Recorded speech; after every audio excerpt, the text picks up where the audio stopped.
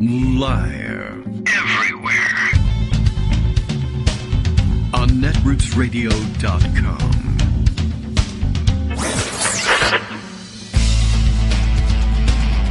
David Waldman. Kagro. In the morning. Now, here's David Waldman. Hey, good morning, everybody. How you doing? It is Wednesday, March 13th, 2024. I am reminded by several social media posters that tomorrow will be Pi Day, not one I usually remember until the day of. So good. This represents an advancement, and we understand that this is coming tomorrow. Yes? Okay, good. So what comes before Pi Day? I'm not certain that there is anything. But Pi Day also one day prior to the Ides of March, which is always a fantastic date to mark. Might be a good day for Donald Trump to visit the Senate if he's feeling historical in any way. And, well, we'll see how the day unfolds. Today, of course, though, just the regular old 13th, and Wednesday the 13th at that, not even particularly unlucky. We are unlucky, though, in that we don't have Greg Dworkin with us today. He is, we'll say, otherwise engaged. However, the Pundit Roundup was posted today, so we could lean on that very heavily to find out, I don't know, what the hell's going on here today. And then we'll get all our paperwork signed so that we can talk about all the things that you might have questions about, like, where is Greg? And is he with Kate Middleton? And why is he photoshopping himself into the front page of Daily Kos with 11 hands or something like that? I don't know. I think I did. I accidentally found out something about Kate Middleton and what was going on. And I guess, she was photoshopped. She put out a picture. Everyone's like, oh, she's missing or she's not been seen in public. She put out a picture of herself with her kids, and it had been Photoshop manipulated in some way, which is to say that's the way you can make it sound the worst. But as it turns out, it's kind of run-of-the-mill stuff where you take 5 or 6 different group shots, and no one looks right in any one of them. So they swapped some heads here and there so that everybody had their eyes open and was smiling or something like that. And they're all alive. They were all together. They all took this picture together 5 or 6 times, in fact. And anyway, so what ends up happening, of course, is people move, and so they swapped heads, and they ended up with a conglomerate photograph, I guess, in which, in one of them I had my hand around this of one of the kids, and in the other I had my hands here or there, and now it looks like there's extraneous hands floating around out there. I don't know. I don't know what to tell you. I guess this gets done from time to time. And in the end, what if they didn't have a Princess of Wales? Well, nothing. So there you go. I don't know. People are all wrapped up in it. It's interesting, I guess. It's more interesting than finding out that Donald Trump might be president next year or something like that. So it's a pleasant diversion versus, say, I don't know, looking back and having to answer the question of whether you were better off now than 4 years ago. That account, by the way, up and rolling on Blue Sky and other of the, what do you call those things? Social media platforms, right. And, sort of rolling around on and on the tips of people's tongues, et cetera, et cetera. Let's see. Where was I was gonna roll back there and see if I could find it, and it's not immediately apparent, but I guess I got to scroll back into things I have put out there. Here we go. Here's today's one of the great quotes of all time from Donald Trump or any president, honestly, and quite underrated, I think, in the annals of the things that have come out of not his annal, but his mouth, although very often very similar. But this one, 4 years ago today, was in fact a Friday, by the way. It was a Friday the 13th. So you couldn't have really hoped for very much, honestly. By the way, all the signs of spring are here. The birds are out making noise right near the studio windows, which is to say the regular windows. So it sounds like we're having class outside today, everybody, and this is very exciting. It's nice. It's a springtime thing. But Friday, March 13th, 2020, that was horrific. There you go. Forget the birds tweeting. If there was a bird tweeting, it was this one, because 4 years ago on March 13th, Trump declared finally a national emergency over COVID, which, that was a good idea. Freeing up $50 billion for relief efforts, another decent idea, I'm sure, handed to him, right? The way it is with presidents.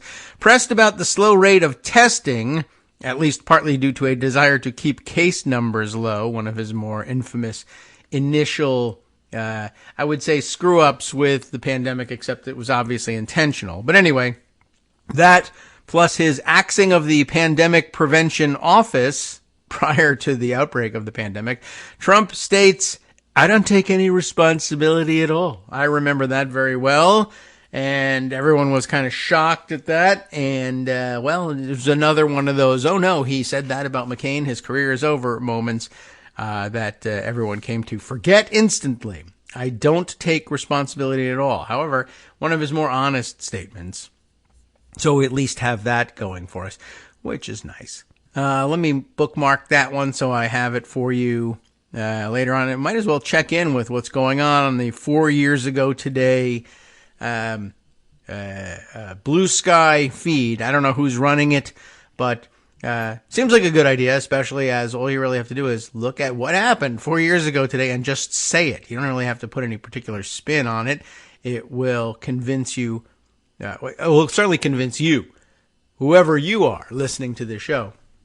It will convince you that Trump can't come back, or that we'll all die if he does, I guess, at the minimum. There's that. Okay, so let's see. There was that one. Just scrolling back to see other things here that, this was an interesting one. These are great reminders, by the way.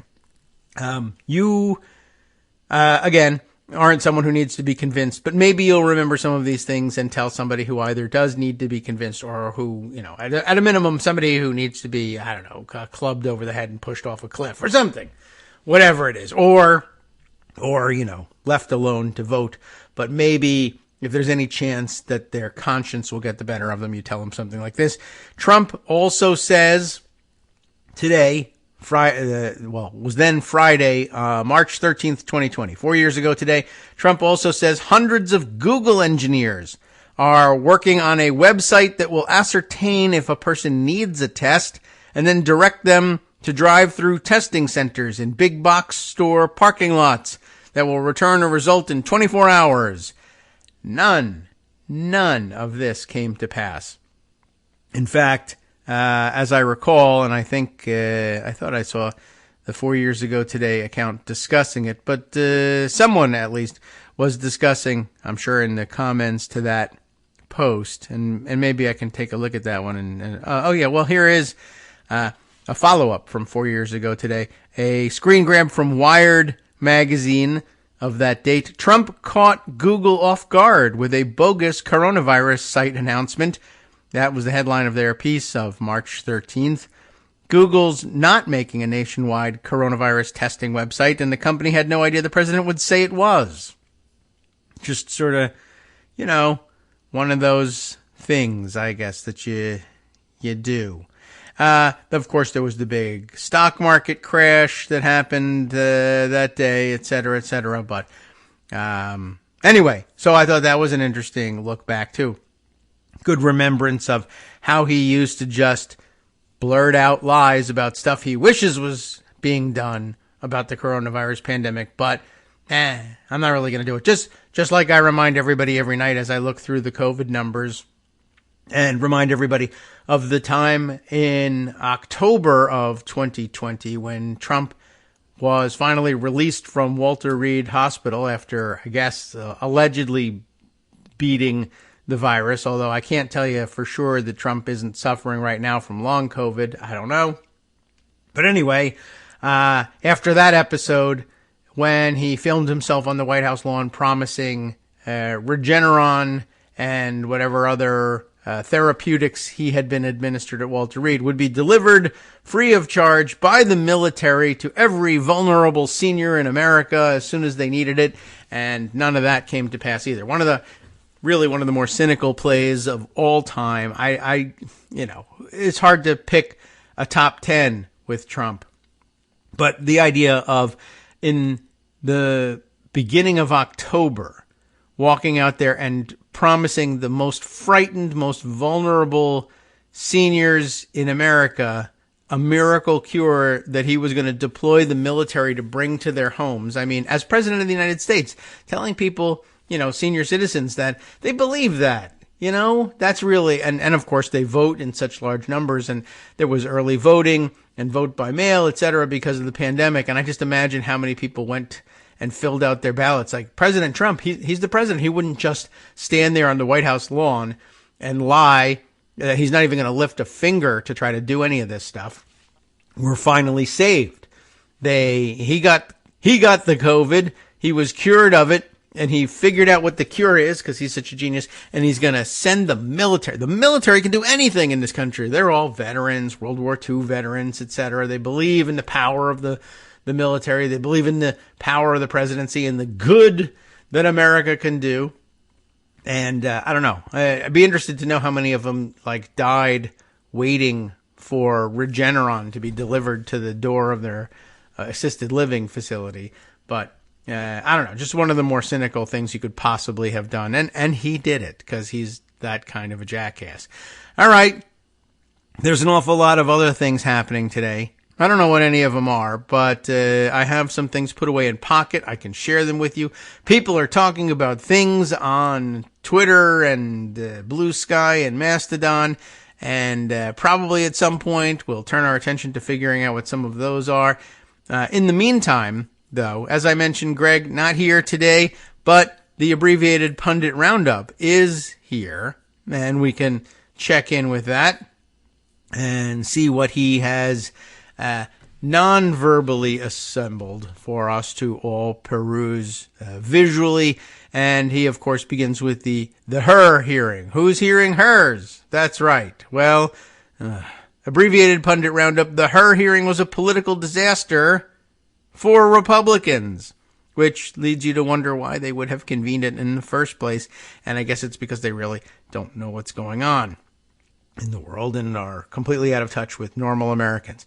So, first came the transcript, in which Joe Biden was clearly documented to remember the date his son Beau died, if not the year, and that's normal for most people. And then came the hearing in which Robert Hur could not remember complimenting Biden on his memory until Democrats read him the transcript. This part in particular from the transcript via the New York Times is telling, and this excerpt is offered. And when Mr. Biden provided a lengthy description of the layout of his house in Delaware, portions of which were redacted in the transcript for security reasons, Mr. Hur observed that Mr. Biden appeared to have a, quote, photographic understanding and recall of the house. That was pretty interesting, and I saw some discussion of it on Blue Sky this morning with people saying, Hur was really being very Weasley about it. They point this out to him and they say, it's interesting that you're here basically to say what a poor memory Biden has. Although it should be pointed out, that's not what Hur's report says. Remember, of course, that underneath all of this is what Hur's report says is that we aren't going to charge Biden over the classified documents that turned up in his home and office because we don't think we're going to get a conviction. And one of the reasons we don't think we'll get a conviction is if Biden shows up in court and says, hey, I'm just a forgetful old man with a poor memory, that is something the jury might buy and decide this was all just a mistake, besides which he returned the documents as soon as they were discovered, and that's unlike what was happening with Trump, who defied everybody, et cetera, et cetera. But if you could get away with saying, geez, I just forgot, I'm an old man, might that work? It might. And that, it might. He's right about that. But remember that that's all that Hur's report really said was he could say he has a poor memory, and we would be hard pressed to, prove the negative essentially and tell everybody that, no, he really has a great memory and he's faking memory loss in order to get off the hook here. It could work, but it wasn't up to snuff. It didn't have the odds behind it that the Justice Department ordinarily likes to have when they make these sorts of charging decisions. And that got played into Hur says Biden has a bad memory. No, Hur says that Biden might say that he has a bad memory, but that was it. And then, of course, this information from the transcript. So didn't it say here in the transcript that you're saying that he appears to have a photographic understanding of things, a photographic memory, essentially? And Hur's response is basically, those words do appear. I don't know who put them there, but those words do appear. And is it the case, though, that those words don't appear in your report? Yeah, that's right. They don't appear there. So anyway, he didn't look so great. Let's see. Included here is a Matthew Iglesias tweet, which is an unusual feature for a pundit roundup where we talk about people who matter a great deal and frequently have their finger on the pulse of things. There was a time. Anyway, Matt Iglesias, I guess, enjoying one of those times right now, noting that the level of credulity with which that document was taken ought to prompt some reflection in light of what we saw from Biden at the State of the Union, what we see in the full transcript, and her now working with GOP campaign operatives, etc. This itself a comment on Matt Visor's note that a review of the entire 258-page transcript of the interview between President Biden and Special Counsel Robert Hur and the key moments that paint a more nuanced portrait of the exchanges that led her to disparage Biden's memory, reported on by the Washington Post. That piece available to us. I might even have tucked that one away at some point. The full transcript is available. I'll include it in the roundup. How about that? We'll park it in Pocket so that everybody can see it. I'm not going to read through it, but the takeaway is that the full transcript provided an awful lot more context about what was going on here than Hur initially wanted you to know about it. And to the extent that it could be portrayed through excerpts that Biden was absent-minded or rambling or whatever, it becomes a lot clearer, I understand, from people who have read the transcript all the way through, that this is Joe Biden being Joe Biden, not Joe Biden losing his memory or losing his way. He's just an anecdote teller. And that's the sort of thing he does. Now, it may lead the questioner to simply sit and nod and everything, but that's on you. If it's boring to you, stop listening, I guess. And what can I tell you? Anyway, that a big insight. Philip Bump also writing on the subject. The GOP's new Biden attack is weakening its old one. Biden knew the rules, Jordan added, as a brief excerpt from Bump's piece here. Going to jump right in the middle. Biden knew the rules, but he broke them for $8 million in a book advance. This argument by itself, I don't think I even remember hearing this one, isn't tenable. There's no indication that the material Hur references was essential to the Beau Biden story or to the publisher offering the advance. Hur's report indicates that the material wasn't used in the book, but view it from Jordan's perspective, at least he has a tenuous link between Biden taking money and doing something described by a third party as inappropriate. Comer, given a chance to ask questions of Hur, tried to backstop the impeachment inquiry without much effect. Unfortunately, Hur's actual work significantly undercut the idea that Biden was working in cahoots with his family. Interesting. I guess we should read the full context of that one.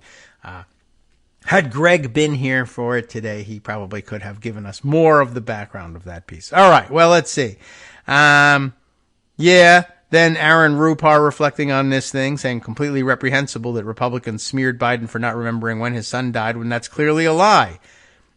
Ripped from the headlines, or from the transcript in this case. Biden, remember, in this time frame, my son is either deployed or is dying.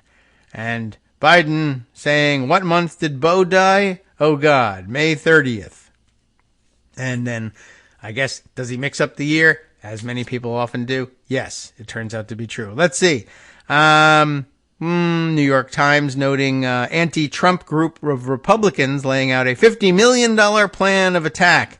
The group is not the Lincoln, what the hell do they call themselves? Lincoln something or other. But maybe something similar, maybe some of the same people. Republican voters against Trump. That's pretty plain. They'll run a series of homemade videos of Americans who voted for him in the past, but say they can no longer do so in 2024. That sounds interesting. Looking forward to seeing that one. Let's see, other things. This hearkening back to the State of the Union, I was very interested in the timing of the Hur hearing. I wonder if Republicans thought, they probably did, Republicans probably thought that Biden would flop in his State of the Union and look old and out of touch or senile or what have you, and they would follow it up with the Hur hearing. But his having had a spectacular night, that's in his wheelhouse. I mean, it was a bad bet, quite honestly, that he wasn't going to be able to get together for the State of the Union. And the State of the Union, I mean, it's just the sort of forum, as we've mentioned before, that's designed to make the president look like they're in control. The setting, the acoustics of it, the visuals of it, it's just very difficult to make the president come out looking like the loser in all of this. Even if you go to the speech and heckle him, it's just not going to work. And then, of course, the rebuttal, and everyone will laugh at the rebuttal, and that'll take the shine off of your disparaging whoever the president is in their efforts.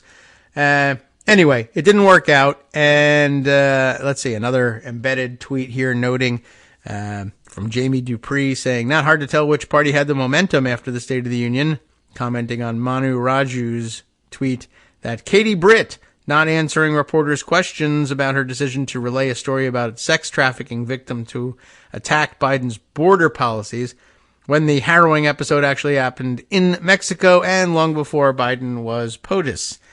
The victim also says Britt didn't meet, I guess, with her directly. So even that part of the story now in question as well. Any other things here? Yeah, there's plenty, of course.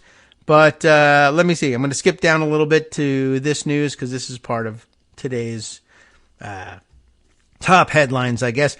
CNN piece quoted here, GOP Representative Ken Buck to leave Congress at the end of next week. Now, we knew he was retiring and not standing for re-election. We also knew that Lauren Boebert was determined to run in his district, which she thinks is not only overwhelmingly Republican, but more likely to elect her than the one she actually represents now, because, of course, she represents it now, and they are aware of how terrible she is and kind of sick of it, and she just barely got reelected last time, so she thinks if she goes to a more Republican district, she'll find more support there. But in fact, she's finding less because there's lots of Republicans there, and they have other people to choose from, and they're apparently ready to choose one of them in the primary. But this bears on that to some extent. But Ken Buck is retiring, but he's decided not only is he retiring, he wants to get the F out of there right away. And so Buck apparently says, I'm retiring end of next week. Like, I'm leaving. That's it. I'm resigning from Congress. Do what you want with the seat.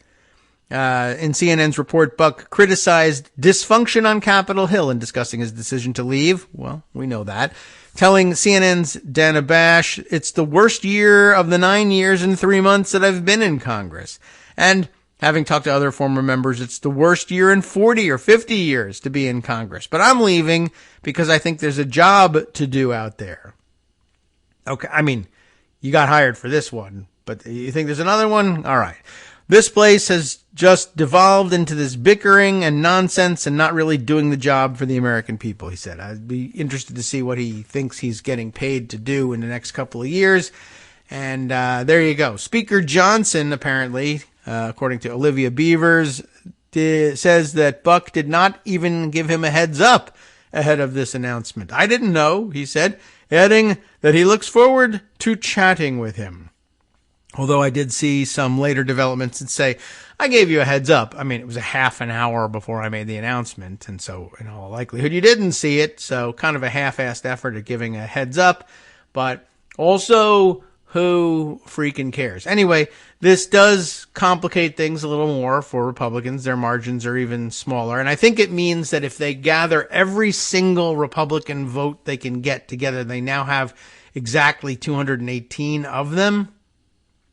And, I mean, that's that's normally exactly what you need to guarantee a majority. If every seat is filled and everybody shows up and votes, 218 represents a majority, and you can pass anything you want with 218 votes, which is what they've got. But as you know, on most days, there's 4 or 5 members absent from each side at any given roll call vote, or sometimes all day long.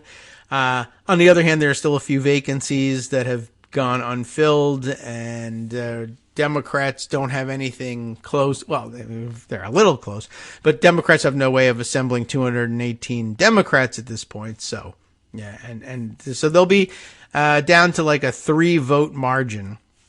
Now, there was also something this morning. I'm going to open up a second window with Daily Kos's front page in it, because the Morning Digest guys had something on this. Their headline was How Ken Buck's Resignation Could Screw Lauren Boebert.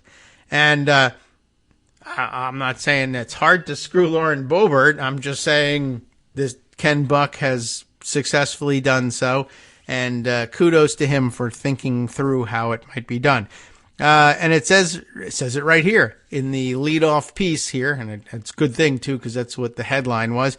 Colorado Representative Ken Buck, a Republican who said in November that he would not seek re-election to his district, Colorado's 4th district, announced on Tuesday that he would move his departure up by resigning on March 22nd rather than serve out the remaining months of his term representing the 4th district.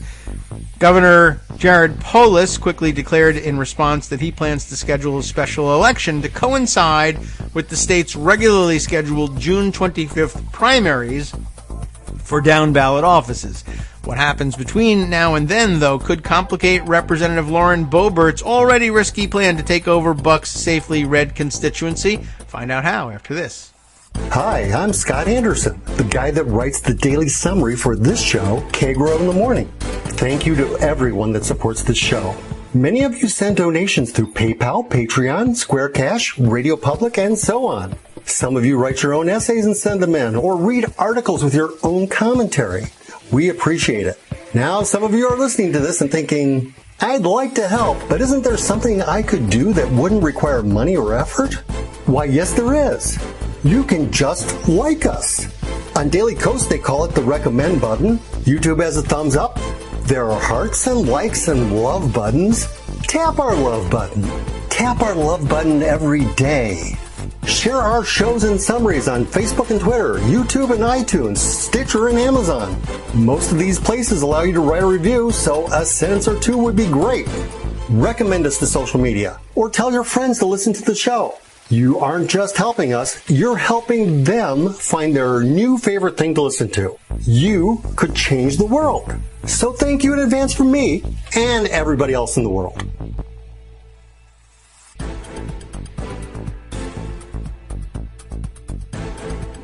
All right, welcome back now to the Kagro in the Morning Show here on Netroots Radio. Poof. We're back and reading from the Morning Digest over at Daily Kos about how the Ken Buck early resignation could screw Lauren Boebert. And hey, everyone should be saying that. Now, I'm not, hold on a second. Everyone should be saying screw Lauren Boebert, because that's what I'm getting at here.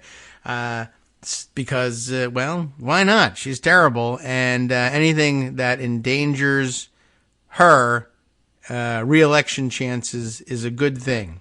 We'll be glad to be rid of her. Here's the rundown on how this resignation affects things. While GOP primary voters will select the nominee to replace Buck in the next Congress, they won't get to choose their nominees for the special election, that is. State Republican Chair Dave Williams tells Colorado Politics that it will instead be up to the party's 4th District Central Committee, which includes both local party leaders and elected officials in eastern Colorado and the Denver exurbs, to select their standard bearer. That may be particularly unwelcome news for Boebert, who didn't respond to Punchbowl News' question about whether she'd even run in the special. While she picked up Donald Trump's endorsement last week for the primary, the scandal-ridden congresswoman who represents the 3rd District in western Colorado, and that makes a big difference. As I said, the 2 districts do abut partially, but they're very, very different places. It doesn't sound like she's making a big shift moving from the 3rd District to the 4th, but on the map, it's pretty different. So she's western Colorado. This is a largely eastern Colorado district. And she faces several intra-party foes who have far stronger ties to the area she now wants to represent. Republicans already had a packed field for the full 2-year term. The lineup includes conservative talk radio host Deborah Flora, an Oral-B toothbrush, Lender's Bagelettes. Does anybody know what I'm talking about when I do this list? Former State Senator Ted Harvey, State Representative Richard Holtorf. I don't know. There's nothing terribly funny about that, but I don't know. Anyway, Weld County Council member Trent Leisy, Leisy, State Representative Mike Lynch, Logan County Commissioner Jerry Sonnenberg, and wealthy perennial candidate Peter Yu. Who? Yu. Her? First base. I don't know. They got to get her and you together in the same room. Are there any others out there? Probably. Anyway, no one has emerged as the clear favorite alternative to Boebert yet. And you can't vote for no one, though. Not on this ballot. And until Tuesday, it looked very possible she'd be able to win the June primary with a plurality of the vote over a divided field of opponents. But if 4th District leaders tap someone other than Boebert to be their special election nominee, that person would have a better chance to consolidate support from primary voters who don't want Boebert as their new representative. In other words, if they installed someone as the candidate for the special election and as a Republican in a very heavily Republican district, they were to succeed and win this short term that would run from whenever, June through January, I guess, January 3rd, 2025. And then they would have the new person to fill that seat for a full 2-year term that was elected in the November elections. But if that person was essentially, or was actually, an incumbent member of Congress by the time the November election date came rolling around and they were asking to return for a full 2-year term as an incumbent, there's a pretty good chance, a better chance, that Republicans in the district would not turn to, well, I guess actually even more important would be the period between now and June. In June, late June, when they choose the nominee for the Republican nominee for this 2-year term that begins in 2025, the question will be, do you want the nominee to be Lauren Boebert, the jackass from the other district over there? Or do you want it to be the person who, admittedly, short term, but is the current incumbent and has been since, let's say, I don't know, when would they even have their special election? It's not entirely clear. But a couple of months as the incumbent. I guess that's the whole deal. I mean, it's only a few months, true. But if it wasn't Lauren Boebert, then it would be extraordinarily difficult for her out of this enormous field to make the case for her being returned to Congress from the 4th District. So there you go. Not all of these potential candidates will submit their names for the special, though. We have to define the pathway this is going to be now. Holtorf hedged to the Denver Post. Sonnenberg, though, was quick to announce that he'll run for the final months of Buck's term. Anybody who wants to be elected in November should probably be doing this. If party officials do ultimately pick Boebert for the special, her victory in June would result in a vacancy in her 3rd district. That's not an outcome that Speaker Mike Johnson, who has said he was surprised by Ken's announcement, would enjoy as he tries to manage his small and chaotic majority, right? That would not plug the problem. If they could bring someone else in as the 4th district representative, they would, when they're talking about margins of 2, 3, 4 votes, it doesn't do him any good to move Lauren Boebert from the 3rd district to the 4th district and then just create a vacancy in the 3rd district. It would be much better for them if they could add another Republican. So, in all honesty, Mike Johnson probably doesn't want this to work out. Anyway, that's also pretty crazy. Buck, for his part, told CNN that he was motivated to leave early thanks to how miserable service on Capitol Hill has become. We read that quote to you earlier. And P.S., according to Bloomberg's Greg Giraud, this will be just the second House special election in Colorado since at least 1957. The only prior election occurred in 1983 to replace Republican Representative-elect Jack Swigert, the Apollo 13 astronaut who died of cancer before his term began. So how do you like that little tidbit? A little bit of history to add to that. All right, we can jump back and see what else we might want to pull out of the abbreviated pundit roundup, which is not that abbreviated this time, but, we give the first hour to Greg ordinarily to go through all of this stuff. Oh, yes, okay, an excerpt from Politico about the bloodbath at RNC. Bloodbath gets horror dramatic music, of course. The bloodbath being Trump teams slashing staff at the committee, dozens of staffers expected to be let go. We read a little bit about that yesterday, and hey, we're okay with it. And this is interesting. Where did this come from? How did we get to this? And I got to read this. Okay, yeah. Okay, well. It says here, there's a tweet here from Jim Messina that reads, Republicans just spent 4 hours broadcasting wall-to-wall live TV coverage of Trump's many criminal indictments and reminding everyone that Biden was cleared. Brilliant, as usual. I assume that has to do with the Hur hearings. But then reads, enter the Bucks County Beacon, in which a local paper gives us better, more truthful coverage than many national outlets are giving us on this story, all while crediting Politico with the original scoop. It is this story, shocking online manifesto. Not a shooter yet, but another online manifesto, maybe of potential shooters, probably several of them. But this one reveals Project 2025's link to a coordinated Christian nationalism project. And, not actually the Christian nationalism project we read about yesterday, the all-new, all-male fraternal organization. What was it? The Society for American Civic Renewal we were reading about? This, I think, is something different. The Statement on Christian Nationalism, they actually titled it that, I guess, seeks to implement a scripture-based system of government whereby Christ-ordained civil magistrates exercise authority over the American public. Fantastic. A little Iranian in its notes and flavors. Some highlights of theocracy and the mullahs, the Christian mullahs running this country. That's the design. Approximately 100 right-wing organizations have signed on to Project 2025, the expansive plan for controlling and in some cases dismantling federal agencies in the event that Trump or another Republican, don't forget that, wins the presidential election this year. Many of these organizations are led by Christian fundamentalist political operatives, and only a few of them speak in fundie baby voice, I guess.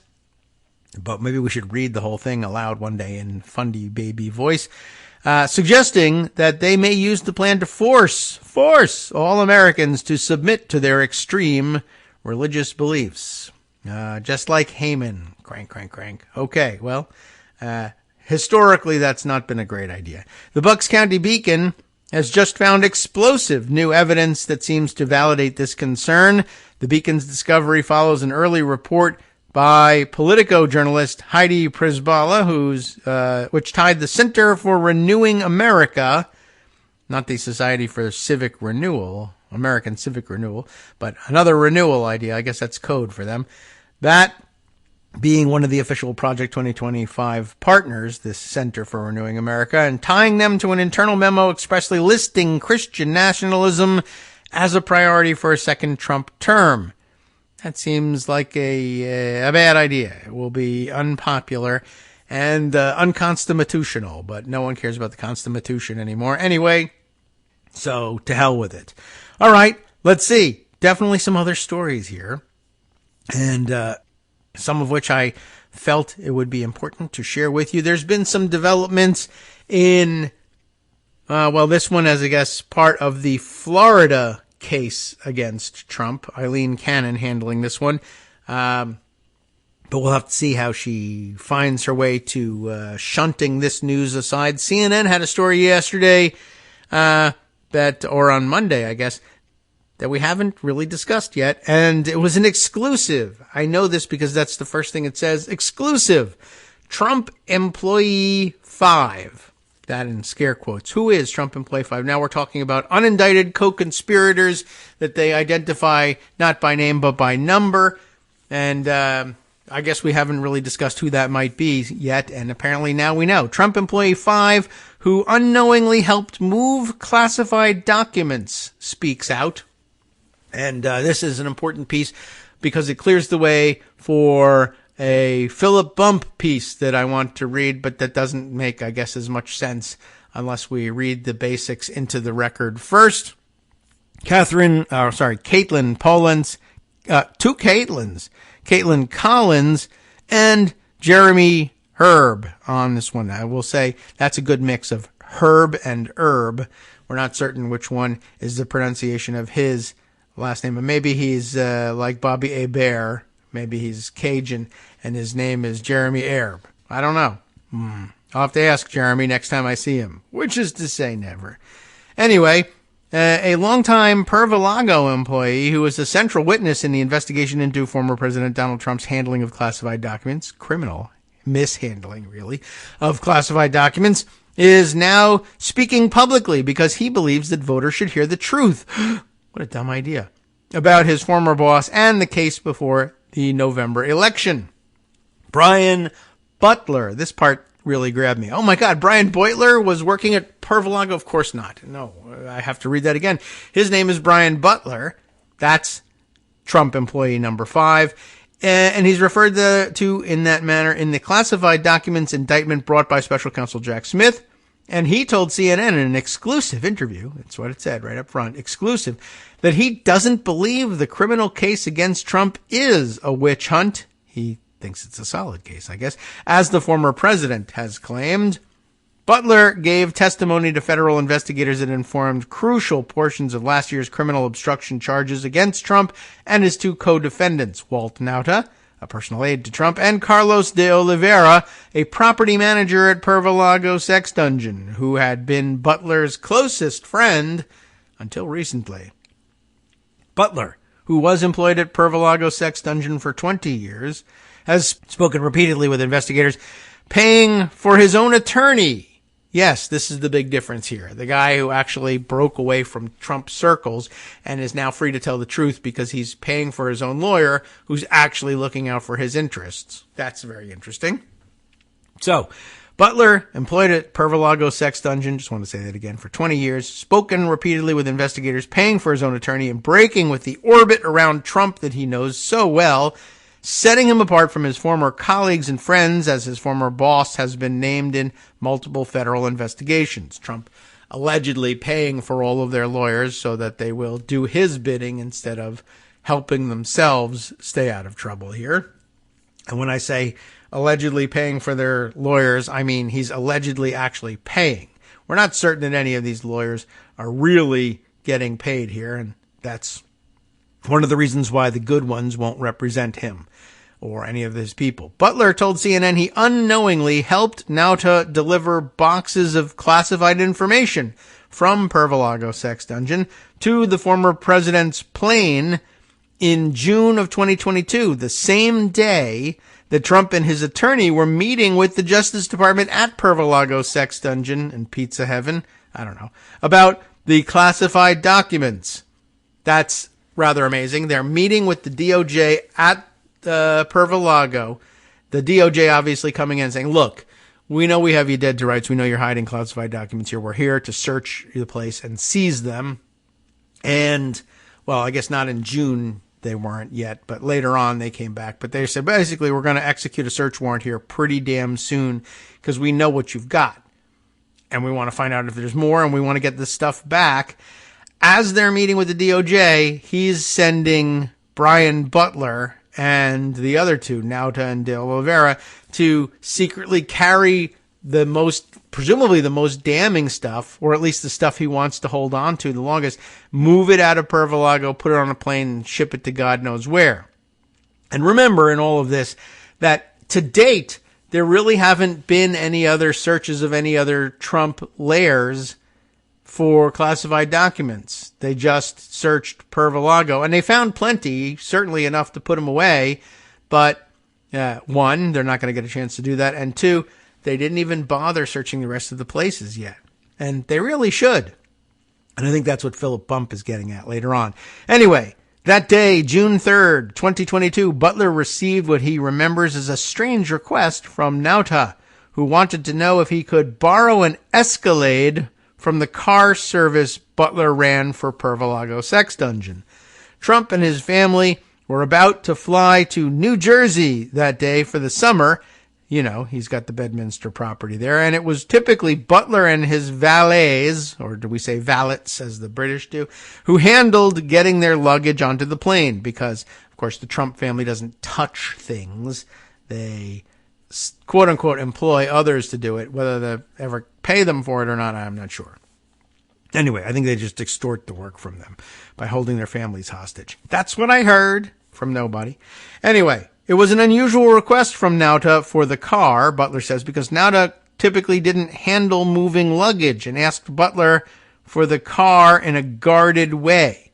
So not only did the Trump family not handle their luggage, now Walt Nauta is too good to handle luggage as well. He's got underlings. Anyway, asking for the car in a guarded way. That's interesting. Butler says Nauta and De Oliveira loaded up the vehicle before driving it to the West Palm Beach airport.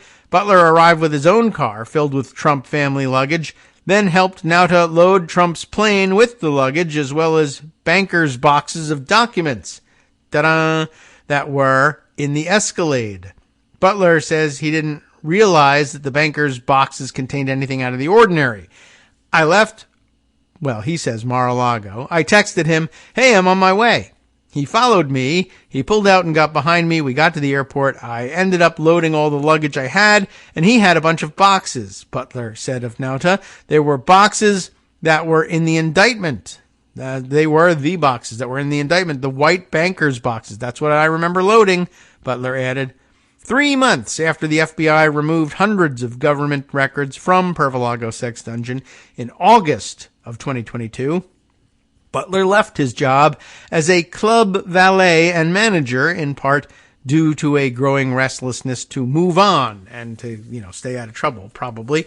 A club valet. What club? The Pervolago Sex Dungeon Perverts Club, where Trump keeps his own disco dancers and his fancy friends. Butler says he had considered for months going public about his role in the obstruction case against Trump, as he has carefully followed developments in the criminal case. Butler says he decided to sit down with CNN exclusively in West Palm Beach on Monday. That really wasn't necessary to say. Out of a wish to tell the truth and share what he knows to those who may doubt the facts of the case. That's nice. The exclusivity thing, fine, toot your own horn. Does it matter that it happened in West Palm Beach? Of course not. Filler words. Butler, who has not previously been named publicly, is referenced 6 times in the Justice Department's indictment as Trump Employee 5. The references made to Butler in the indictment capture only an inkling of what he knows and could be asked to speak about on the witness stand, all of which he says, he's already shared with prosecutors, giving them a window into scenes where other witnesses may have been close-lipped or allegedly misleading. A lawyer for Trump declined to comment to CNN, as did a lawyer for Nauta, who's probably actually really a lawyer for Trump. An attorney for De Oliveira, similarly probably a Trump attorney, John Irving, said in a statement, "We look forward to hearing more about Mr. Butler's version of events when he is under oath and subject to penalty of perjury in the courtroom where that belongs, and we decline to try this case in the media." That doesn't mean that he actually has anything. It just means a fancy way of saying I don't really know anything that I can say that will make this better right now, but come to me later when I also will not have anything to make it better. The special counsel's office spokesman also declined to comment, just as a matter of routine, I'm sure. A secret trip to Florida is the next section here. Let's read it. Butler also was a witness in the room to several conversations that allegedly capture how Trump was positioning his closest aide, Nauta, de Oliveira, and others to thwart federal authorities. That's bad. Good. That is to say, it is bad, and I'm glad it's bad, because I hope he gets convicted of it. But I hope it happens, before he gets elected and can pardon himself. De Oliveira told Butler, for instance, about Nauta traveling to Palm Beach in late June of 2022 at a time when Nauta and de Oliveira were allegedly interested in deleting surveillance tapes of a storage room where the boxes had been kept at the Pervolago Sex Dungeon Club, according to the indictment. Butler recalls that de Oliveira told him Nauta would be visiting. Then, a day later, de Oliveira warned Butler that Nauta's visit should be kept secret. I was never here. De Oliveira told Butler that Nauta was interested in learning about how surveillance footage from the club would be saved. Another oddity to Butler, he says. Yeah, why do you tape your sex dungeon guests? I'm not really sure. Anyway, he says he now looks back on his last few months at Pervolago Sex Dungeon with a clarity only the indictment of Trump could bring. The behavior of Trump and Nauta toward him, especially on days when investigators were seeking details from Trump, now makes sense, like puzzle pieces that have come together, Butler says. The next section is the longtime valet. Butler, 41. That's interesting that his name is Butler, but he's a valet. His name should be valet or valet. He's 41 years old and a natural narrator of the world of Trump in South Florida. Ew, gross. In other words, somebody who should not be allowed to have story time at the local library with the kids. You should be banning his book. It's probably porn. Anyway, Republicans will probably join in that effort to keep him from talking. Anyway, he has known Trump since 2002 and can recount detailed conversations with him, his family, and guests at Pervolago Sex Dungeon. Butler worked alongside his closest friends at the club, first and foremost de Oliveira. The two would sing karaoke together or celebrate each other's birthdays off-property. That's the way they divide their lives into sections. On property, catering to the sex dungeon perversions, and off property, normal life. Not even all that normal for some of them, probably. Because of his close-knit friendships, Butler has years of text messages and photos on his cell phone. Let's have that. His time as a chauffeur to countless visitors and Trump family members provided deep insight into the inner workings of Trump's orbit. The Florida native took the job working for Trump 21 years ago as a seasonal valet at Pervolago Sex Dungeon, making a little over $30,000 a year. A man bubbling with ideas and energy, Butler pitched Trump personally a few years later about starting a car service for travelers visiting Trump properties in South Florida. It's one of several businesses Butler has started to support his family. The Pervolago Sex Dungeon car service grew into a major part of his life for a decade, eventually earning him more than 3 times his initial salary, he says, and empowering him as an entrepreneurial spirit who grew close to many in the social network around Trump. But the MAGA approach to politics in recent years, the intensifying FBI investigation, that's a problem for him, and Trump's apparently cavalier attitude toward national security soured Butler on staying at his Pervolago Sex Dungeon job after Trump's presidency. But all the way through the power days, I guess. Disillusioned with how the club had grown into a more transactional environment for Trump during his presidency, Butler quit Pervolago Sex Dungeon in November of 2022. That year, he watched his friends and former co-workers' lives become disrupted because of the developing criminal case. Butler says now he believes Trump hasn't just divided the country, he has also divided people's communities, including his own 2-decade relationship with his best friend, de Oliveira. I felt like it was a total no-win situation for me. That's true. I mean, they're asking me questions about one of my best friends. I'm being honest, but I have a bad feeling that what I'm saying is getting him into trouble. Nobody should have to go through that. And for him, Trump, that is, to get up there all the time and say the things he says about this being a witch hunt and everything, he just can't take responsibility for anything. Probably true. Nightly walks is the next section. Given how many of his Pervolago sex dungeon coworkers had been caught up in the investigation, Butler knew it wouldn't be long before prosecutors contacted him.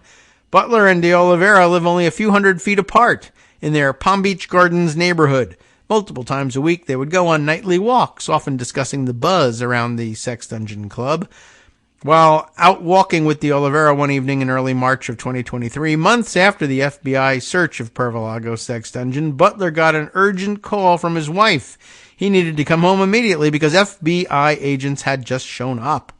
Butler went to meet the agents, he says, while de Oliveira, who had already been approached by authorities separately and allegedly withheld information from them, hung back, watching. Thanks, best friend.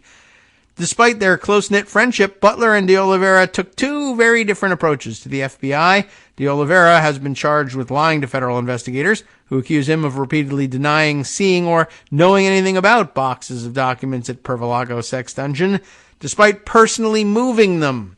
He has pleaded not guilty, despite personally moving them. I add again.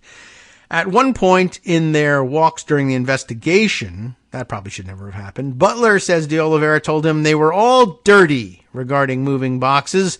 While de Oliveira has used an attorney provided through Trump's network, Butler has not. I guess he wanted to try to get undirty. Butler had an existing relationship with Jeffrey, not Jerry, Sloman, a former U.S. attorney for the Southern District of Florida, due to an unrelated lawsuit. There's just lots of lawsuits in your life if you work at Pervolago sex dungeon. But Butler says he has resisted repeated inquiries from de Oliveira, nudging him to use an attorney found and paid for by Trump. Next section here is transactional meeting, and we'll try and sneak some of it in as we play our outro music for the top of the hour. Butler proved to be a valuable witness for Smith's team, given his long history at Trump's club. We're behind a little bit on the music. Butler shed light on potentially critical instances related to the disclosure of classified information. At one point in his interviews, Butler said he told investigators that Australian billionaire Anthony Pratt, I think we have called that name before, sounds familiar, repeated classified submarine secrets. That's right, that's the one I remember, following a conversation with Trump in spring of 2021. Arrest them all! And get started right away. We'll be right back with more after this.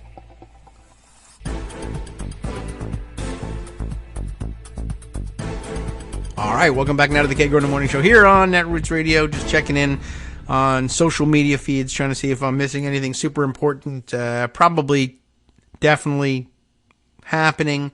And yet, let's plow on because I don't know. I'm interested in this.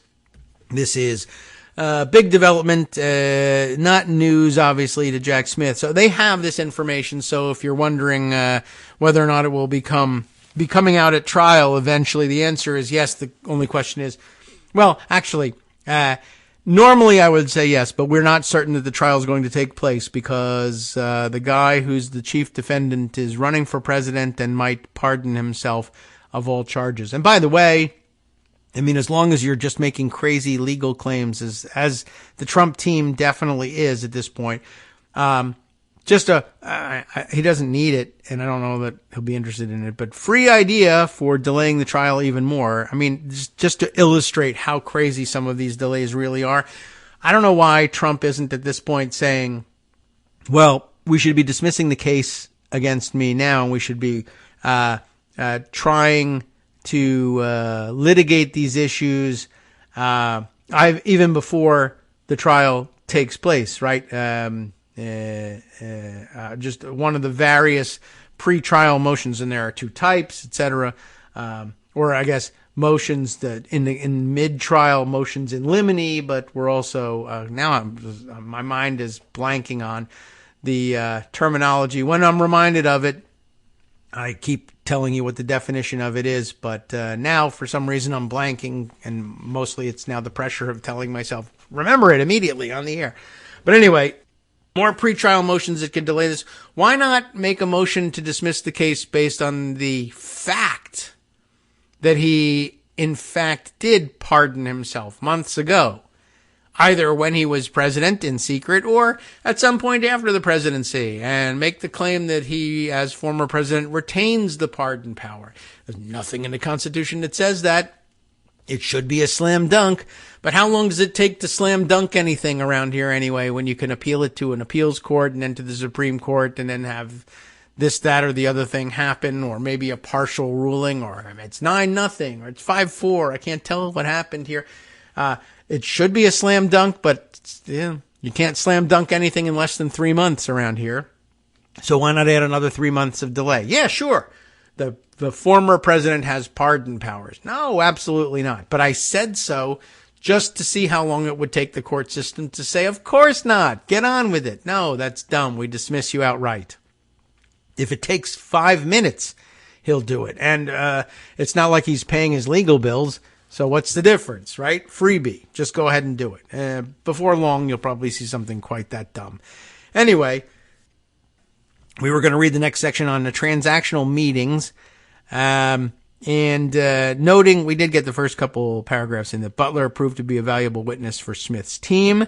And at one point, Butler told investigators that Australian billionaire Anthony Pratt repeated classified submarine secrets following a conversation with Trump in spring of 21. And that must have been entertaining. I guess walking around the club. Does he have a strong Australian accent, Anthony Pratt? Was he walking around saying, blimey, and whatnot? Crikey, I can't believe he told me about these classified submarine information. Or something dumb like that. I don't know. Everyone should know it. Anyway, we don't know how it went. And we don't know whether the Australian accent is any good. And sometimes it becomes difficult these days with so many rising New Zealander stars in the Hollywood orbit. We get exposed now to the New Zealand accent and sometimes mix it up with the Australian one. And it's always been the case that we mix up the Australian one with a Cockney London British accent anyway. So you never can tell. Not without a coach. If you can give it to me, if you hum a few bars, we can fake it after that. Anyway, Pratt met with Trump and heard from the former president about U.S. and Russian submarines at their meeting. What did they even meet? I don't know. Then relayed that information to his chief of staff. Relied that information to his chief of staff. In fact, that sounded more Cockney than anything else. Well, in the back seat of Butler's car. Why is he in the back? Oh, remember, he runs the car service at Pervolago Sex Dungeon. Butler later told investigators that he was shocked that Trump would share such information with a foreign citizen who paid excessive sums for access to Pervolago Sex Dungeon. I think what he's saying is he's shocked that he would share such information with a foreign citizen. But it's understandable given that this particular foreign citizen was one among many who paid excessive sums for access to Pervolago Sex Dungeon, and that's why Trump would share information from them. I think he should clarify that point. Butler says he believes the relationship was indicative of how a club member sought access to Trump once he became president. Sure. But I do remind you, by the way, and this will probably come up, you only left Trump's employ after he was no longer president. You hung out just fine during the critical moments when he could do the most damage. After you found out that he could continue to do damage but wasn't super powerful anymore, at least you didn't think so. You didn't know what the Supreme Court was going to say about how much power he retains. Then that was the point at which you left. But I'm glad you did leave. Pratt, who previously declined to comment to CNN, has been interviewed by Smith's team. A representative to Pratt did not immediately respond to a request for comment. And in fact, it took even longer because in Australia, it's already tomorrow. So there you go. Next up, Palm Beach friendship. This is a long piece. In addition to the movement of boxes, Butler also witnessed the scene where Trump allegedly attempted to keep de Oliveira in his fold. While Butler and de Oliveira had been nearly inseparable for a decade, their relationship changed around the time de Oliveira became a target of the criminal investigation last year. Over the years, Butler captured his closeness with de Oliveira on his cell phone archive. Nearly a decade ago, there's Butler's young daughter hugging de Oliveira in a booth at a restaurant. There's de Oliveira and Butler posing in their work uniforms, both much younger than they are now, walkie-talkies clipped to their khakis to make them look important but actually look servile in Trump's view. And he has posed a posed photo of all staff at Pervolago Sex Dungeon with then President Trump and First Lady Melania lined up a few feet away from Butler and de Oliveira side by side. There are videos of putts de Oliveira made on the golf course. That's not a video of de Oliveira's putts. It's him playing golf. One, so sweet and triumphant, de Oliveira showed it to Trump. Of idle time at work, where de Oliveira pretends he's a club member ordering a cocktail, dreaming of being accepted into the Pervolago sex dungeon crowd. Not real.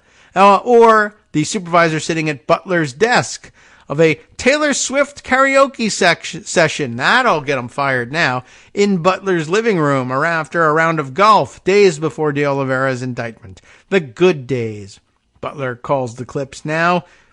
In one from 2019, when he was working as a criminal for Trump at the pervert sex dungeon, Trump walks by the pair asking Butler if he's doing well. Good, Butler replies. Carlos is good, Butler says to Trump, then pats his friend on the back. Wow, that's great. The few seconds capture the dynamic between the two men that persisted even into the early days of the document's investigation. Butler is protective of his buddy and as a supervisor in Trump's universe, whom Trump's aides often reached out to first, but no real affection, of course, with the boss, or from the boss. Butler told CNN on Monday that de Oliveira was known to have a good relationship with Trump.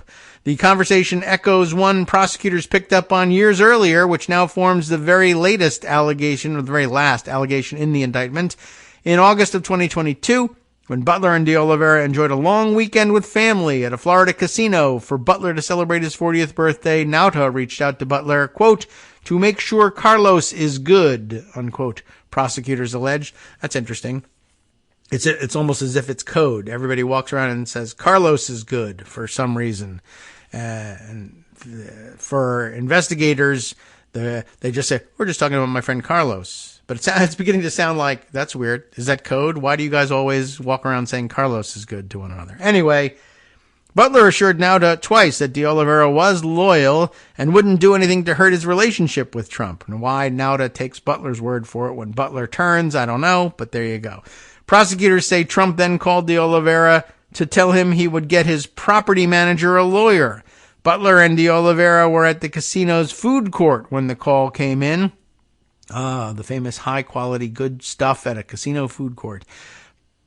De Oliveira hung up the phone happily and told Butler that Trump would provide him an attorney. Butler says, he takes the call. We're standing in the food court. I think we went to sit down, Butler told CNN. I can't remember how long the conversation was, but I know at the end of the conversation when they hung up, Carlos said, he's going to get me an attorney.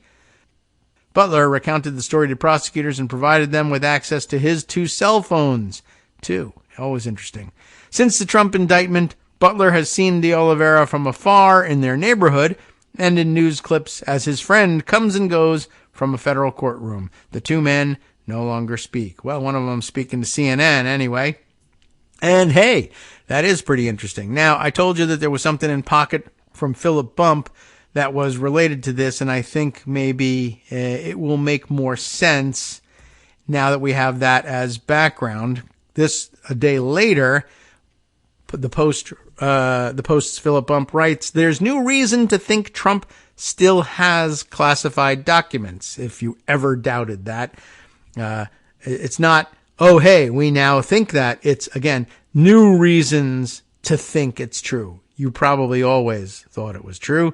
The central reason that Donald Trump was indicted for retaining documents marked as classified, but President Biden was not, and that comes up in the context of the Hur hearing, of course, the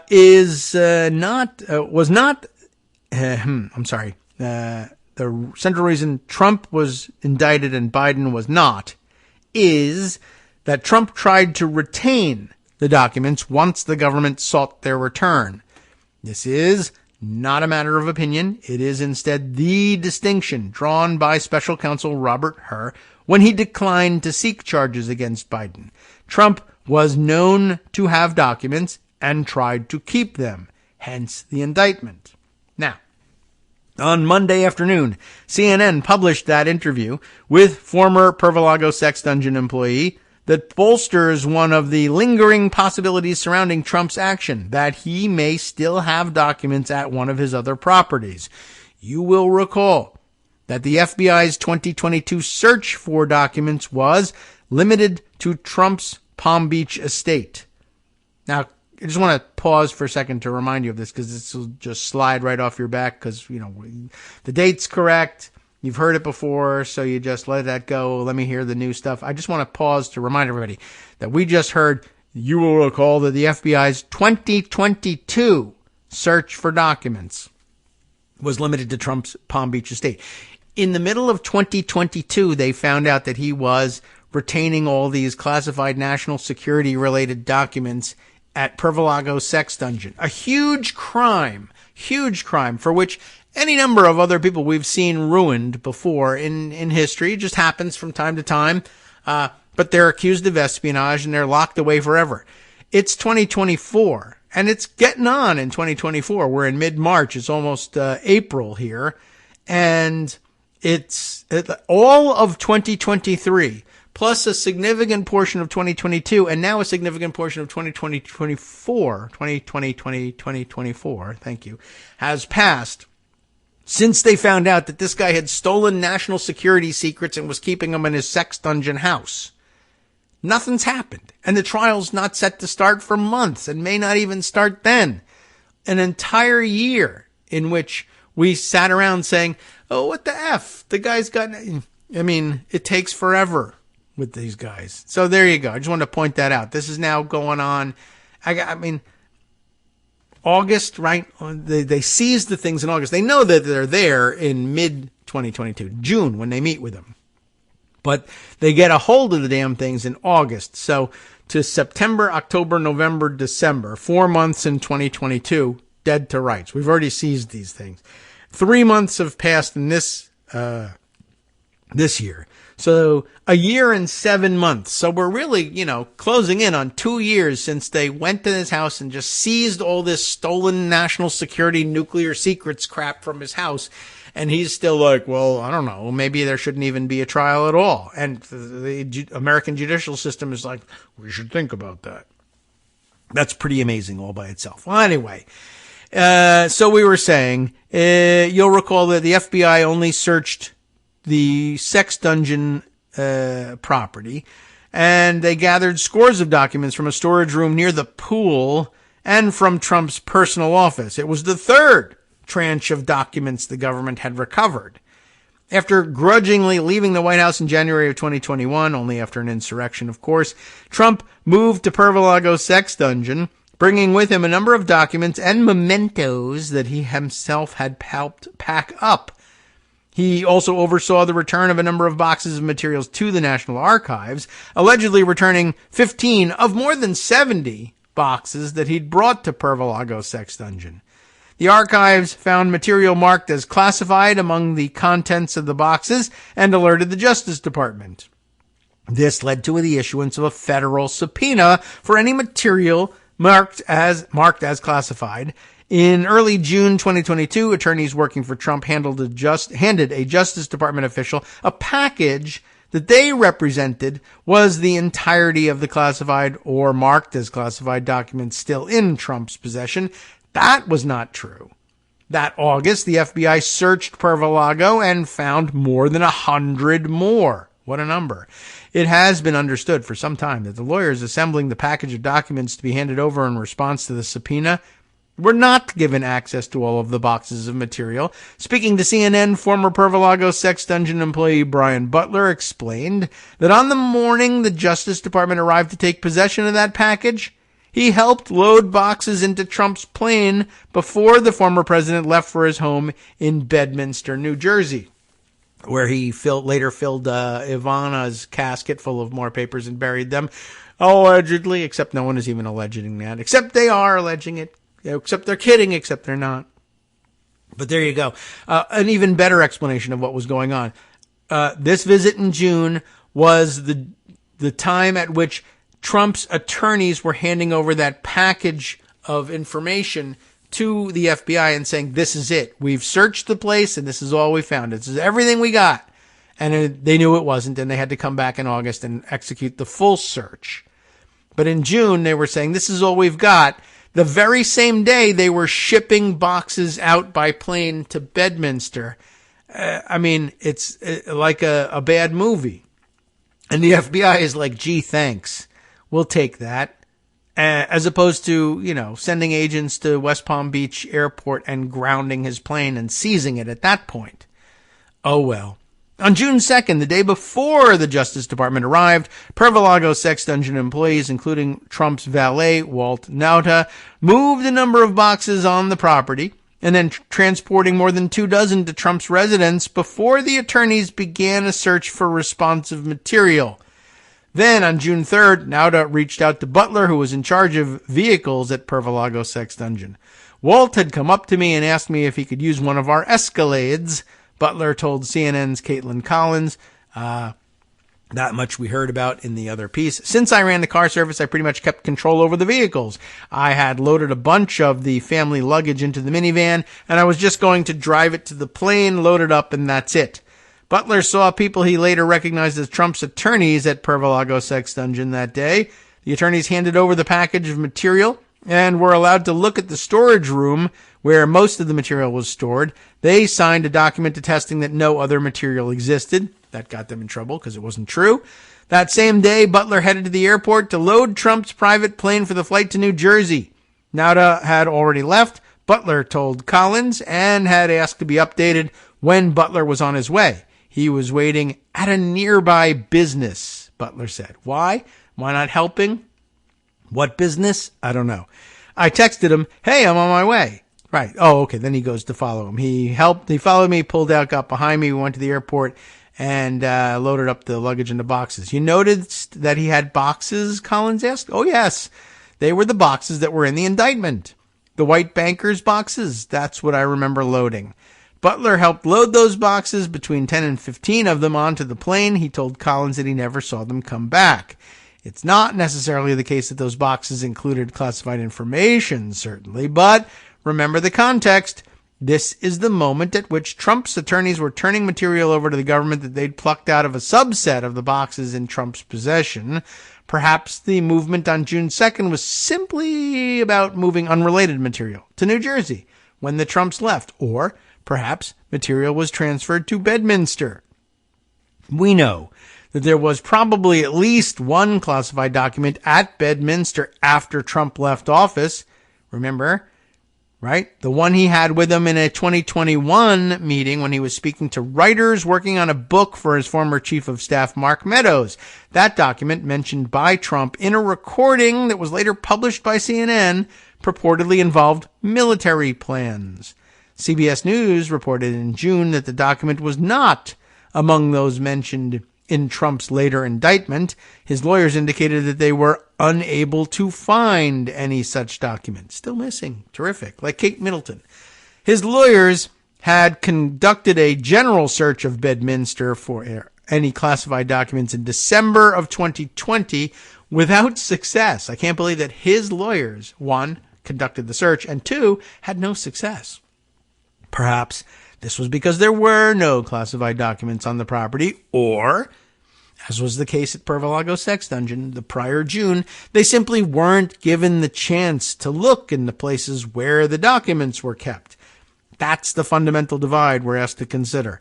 Is it a coincidence that boxes were moved prior to the arrival of attorneys looking for classified material, and that the next day boxes were being flown to Bedminster? Or might Trump have lost the benefit of the doubt at some point over the past few years? There's one other element of the Butler interview worth mentioning. Sometime later, he was speaking to a friend and colleague, Carlos de Oliveira. Last year, de Oliveira was added to the original indictment targeting Trump and Nauta. Butler said that he and de Oliveira were discussing the classified documents case when de Oliveira said, we're all dirty. We all move boxes. Butler replied that the only time he'd move boxes was to load them on the plane. How interesting. De Oliveira told him, guess what? You're dirty. Now, I am. All I did was help load a plane. Yeah, but what did you load? I don't know. Well, we're all dirty. So that's de Oliveira telling Butler, yeah, there was classified documents that they were hiding from the FBI and the lawyers and everybody else in those boxes. That's why you're dirty now. Oh. You probably shouldn't have admitted that. But, what can you do? Maybe the people in Trump's orbit are actually pretty dumb as well as being habitually criminal. Okay, so there you go. Just thought we would bring you up to date on all of that stuff. You probably had no doubts, but that Trump was hiding further incriminating information at his other properties, and now you have reason to think so. So, let's see. Where were we in the other various things we wanted to share with you? There are a couple things. Let's see. We're coming up on the break.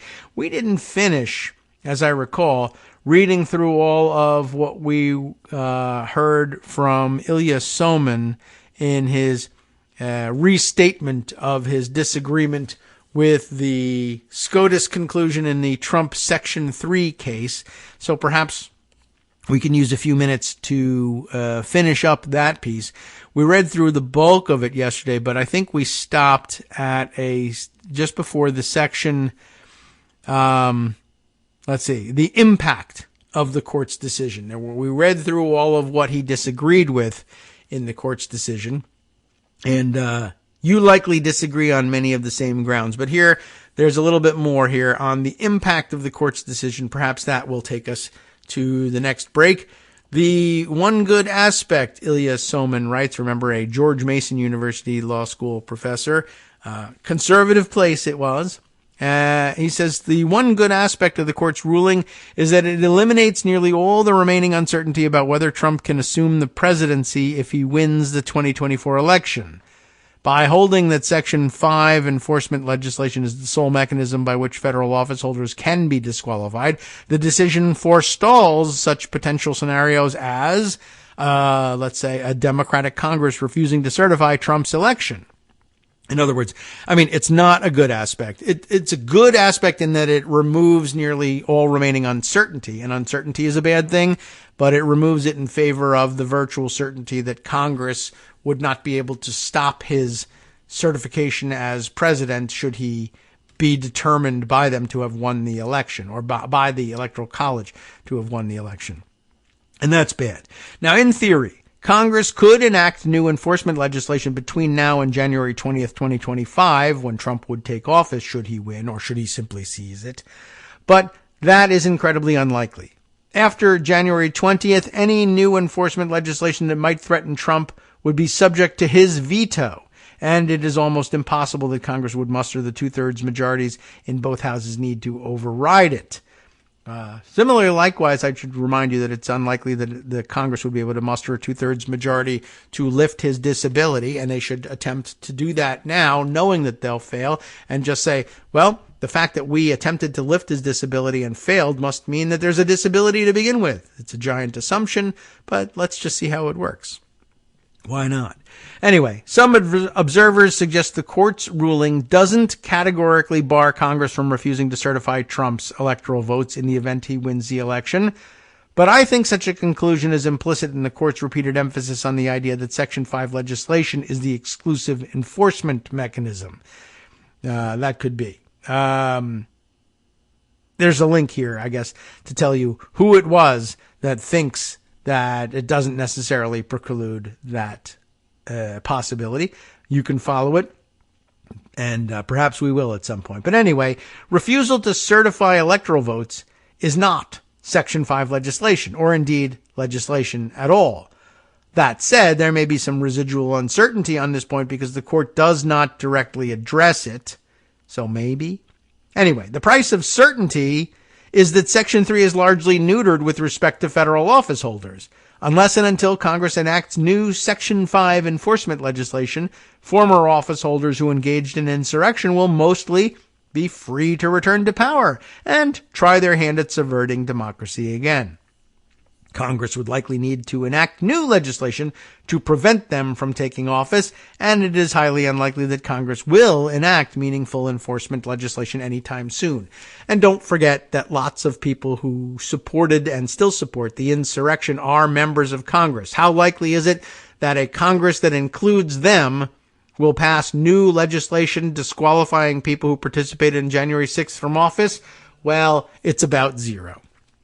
That's basically what he's saying. The court does suggest that state governments could still disqualify insurrectionists from holding state office, though it stops short of definitively indicating even that.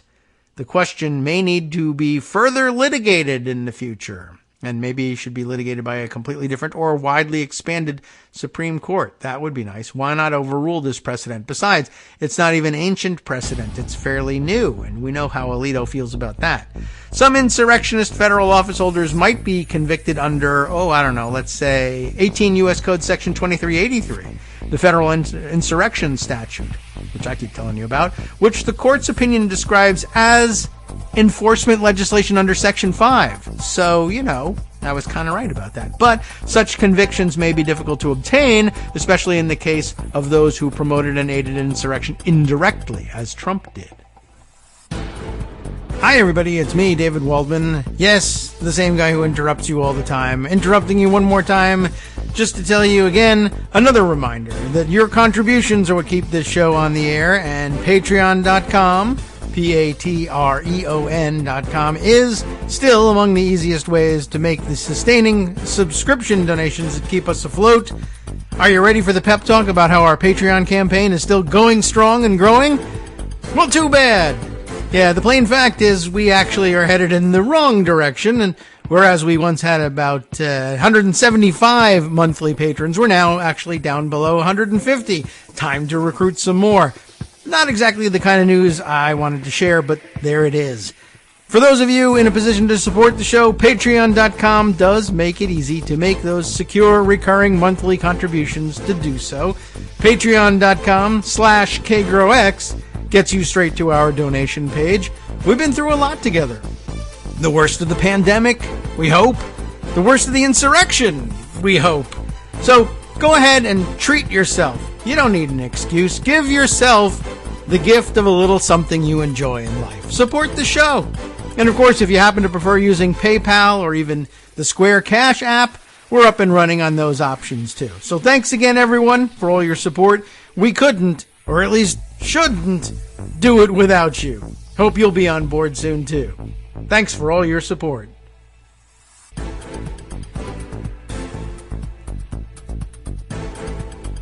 All right, welcome back now to the Kagro in the Morning Show here on Netroots Radio. Let's see. By the way, let's finish up here.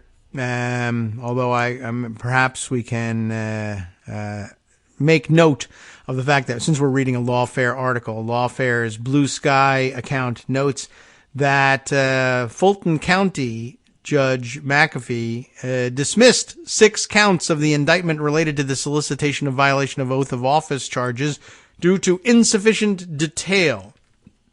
So, I guess some of the counts in the wide-ranging RICO indictment down in Georgia, while we're also trying to figure out whether or not Judge McAfee will come back in some way disqualify Fani Willis from prosecuting the case, we find out that at least some of the 6 of the counts in the indictment are themselves being dismissed. So we'll wait and see what that holds. The order itself is immediately available, but I don't know whether we're going to do ourselves any good in reading the dry language of the order without some context. That surely will come out and be available in, probably by tomorrow. I say certainly by Friday, but we're getting towards the end of the week. Okay, now back to the exciting conclusion, I think, of Ilya Soman's article about the portion of the article about the impact of the ruling. We went out to the break with the news that some insurrectionist federal office holders might still be convicted, for instance, under 18 U.S. Code Section 2383. His conclusion of that paragraph saying such convictions might be difficult to obtain, especially in the case of those who promoted and aided insurrection indirectly, as Trump did. Although, I don't know how indirect it is. The whole sets on foot thing, no one did that more directly than Trump. He said, let's march to the Capitol, and turned them around and sent them there. That's not that indirect under Section 2383. It's one of the named acts, but okay. Anyway, I see what you mean. In any event, this is his words, In any event, there is no good reason to believe that a criminal conviction is a prerequisite to Section 3 disqualification. That was earlier debated in all of this months ago. We talked about this. As discussed in my amicus brief in the case, any such conclusion is at odds with the text and original meaning of Section 3 and the basic distinction between criminal and civil proceedings in the U.S. legal system. Perhaps political norms will prevent insurrectionists from being elected to powerful offices in the future, but if norms were that effective, Trump probably would never have been elected to office in the first place, and he certainly would not once more be leading as a leading candidate for the presidency, despite his attempt to use force and fraud to stay in power after losing the 2020 election. To conclude, Section 3 is intended to protect liberal democracy against allowing insurrectionists to return to power in situations where norms fail. It is one of a number of constitutional provisions intended to protect democracy and liberal values against catastrophically bad choices by voters.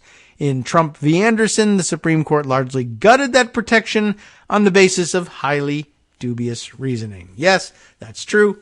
And of course, the dubious reasoning, among the most dubious parts, well, we need to have stability in our electoral system. How are we going to get it? By allowing insurrectionists to run for office, despite Section 3's prohibition. There you go. Okay, so we've gotten to the end there of Ilya Somon's latest, although I don't know if it's his latest anymore because it's been a couple of days, but I think important context in all of this, and let's see, other things that I need to share with you that might be helpful in setting the stage for the balance of the week. Let's see. There's another take on all of this that perhaps we add to, won't change any minds or convince anybody, but just more ammunition, perhaps other angles on the same issue. Lisa Needham, writing for Public Notice, Aaron Rupar's Substack style publication, and it might actually be Substack now. People try to hide the ball on whether or not things are Substacks or not. I guess if I click the subscribe button, you could find out. Anyway, this one titled, "The Supreme Court's Ballot Ruling is Absurd. They Don't Care." Well, that much we knew. There are more important things than logic and legal principles, just in case you didn't know. Let's take a look at what Lisa thinks they are. Last week, now several weeks ago at this point, the Supreme Court gave Donald Trump a big assist by agreeing to hear his presidential immunity claim, dragging their feet long enough to ensure that even if they find against him, no real way of knowing that anymore, that there's still no chance a trial would be finished by Election Day. But not content to save Trump from the criminal consequences of his insurrectionist actions, the court yesterday, that would be last week, ensured that he would suffer no electoral consequences as well. In an unsigned per curiam opinion, the court ruled that Colorado cannot keep Trump off the presidential ballot despite having determined he engaged in an insurrection. The per curiam opinion, a per curiam opinion, is one that is written by the court. It has no specific author and represents the views of all 9 justices. As all 9 agreed that Section 3 of the 14th Amendment, which bars insurrectionists from taking office, although apparently it really doesn't, cannot be enforced at the state level. Resolving this was the question at issue, but 5 of the court's conservatives then went on to craft a special rule for insurrectionists only, one that would insulate Trump regardless of his future actions, let alone his past actions. The 3 liberal justices wrote a concurrence that really should have been a dissent instead, and Amy Coney Barrett wrote something confusing and unnecessary, patting the court on the back for deciding the issue and saying absurdly that the writings of the court should turn the national temperature down, not up. Taken together, all of the decisions show a profound inability of this court to grapple with someone like Donald Trump. It's maybe that they're unable, but it's certainly that they're unwilling. Anyway, and it's regrettably more proof that the courts won't save us from him. Next up, the section, states make decisions about ballot eligibility all the time. Yep, we've made this point before. Across all 3 opinions, all 9 justices bought into the incorrect notion that allowing states to determine ballot eligibility is positively unheard of and somehow encroaches on the province of the federal government. The result could well be that a single candidate would be declared ineligible in some states, but not in others, based on the same conduct and perhaps even the same factual record. Well, it happens all the time. And it's happening now with Robert Kennedy as well, now that I think about it. It also reminds me what happened yesterday that I ended up saying, hey, what happened to this principle? How come it's not getting invoked in this case? Let me see if we can't find that one. That definitely was not that far back, as I recall. Let me keep scrolling just to make sure we can find it, because there was at least two things. Oh, yes, here we go. Yes, with the news from AP being tweeted around by Stephen Wolfe, noting that Kentucky's heavily Republican state house passed a bill at the end, a bill to end the governor's power to fill Senate vacancies.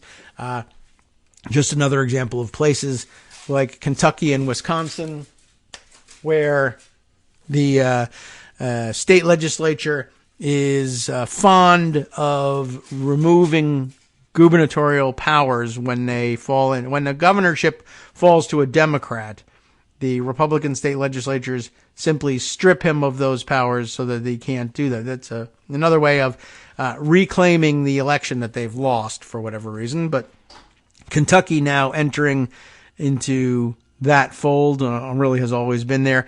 But here's the deal. Kentucky's heavily Republican state house passed a bill to end the governor's power to fill Senate vacancies. Why is that important? Because, of course, Mitch McConnell.